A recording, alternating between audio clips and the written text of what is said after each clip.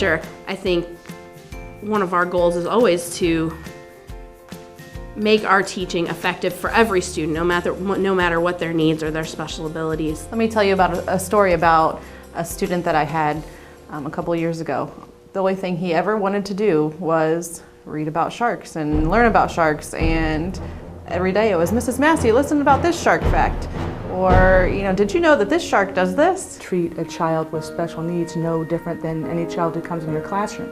You find out where they are and where they need to go, and then you take them there. I came to the point where I realized that I had to connect sharks to other learning tools to make it more meaningful to him.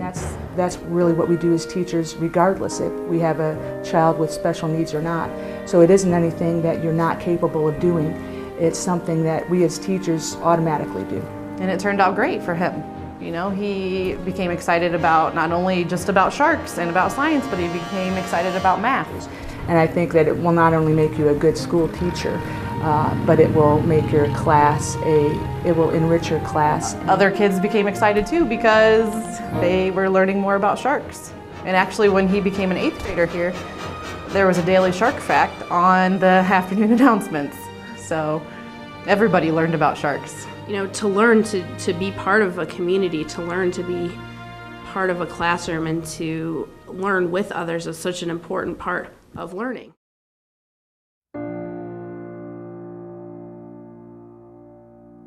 I'd like to tell you, if I could, about one of my students, Hannah Mary.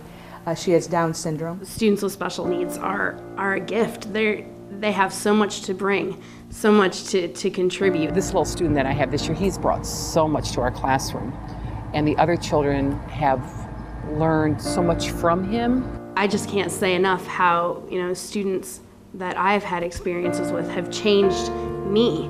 I've learned that I can be a patient person. I've learned that I still need to learn as well as them. It helped me to be flexible with the student as far as he needs breaks throughout the day. Continuously, kids surprise me by what they can do, by what they ask, by what they find interesting. Strength.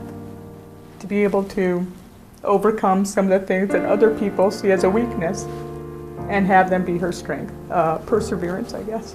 Just who they are and how they grow and how they change and how God speaks through them. So I've seen growth in her, not only academically, because that's what we really started focusing on next, but also socially. She turned to someone who didn't have a voice to someone who had a voice. And her witness paper, I think you have a copy of, speaks of that voice, and seeing the growth in a child that didn't have one to one who has a very loud and confident one is really why I think anyone becomes a teacher.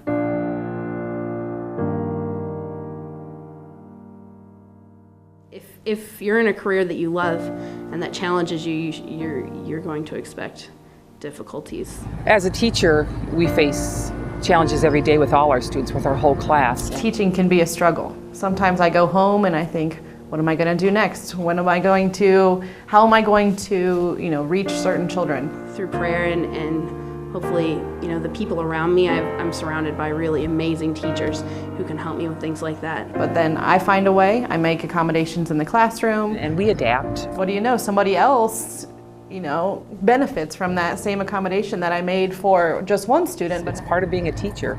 It's part of what it's about.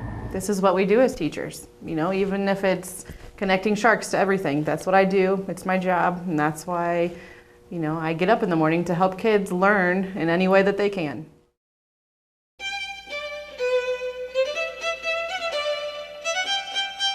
Catholic education, I think, gives you the opportunity and teaches you to address the whole child. If we're really going to call ourselves a Catholic school, we need to walk the walk. It's what we're about, accepting these children as God's children. Each child is made by God, and so they have dignity. Taking all children at the level they are and educating them to the best of their ability, to be Christ-centered in everything that we do, and to keep Christ at the center of all our teaching. The joy of a Catholic education is that everyone is welcome and everybody becomes more outstanding as a result of it. I think that it's tremendously moving to see that happening, to see hearts and minds open. Take a child, no matter where they are at point A, to point B. It's why we're here. It's our mission. It's our goal.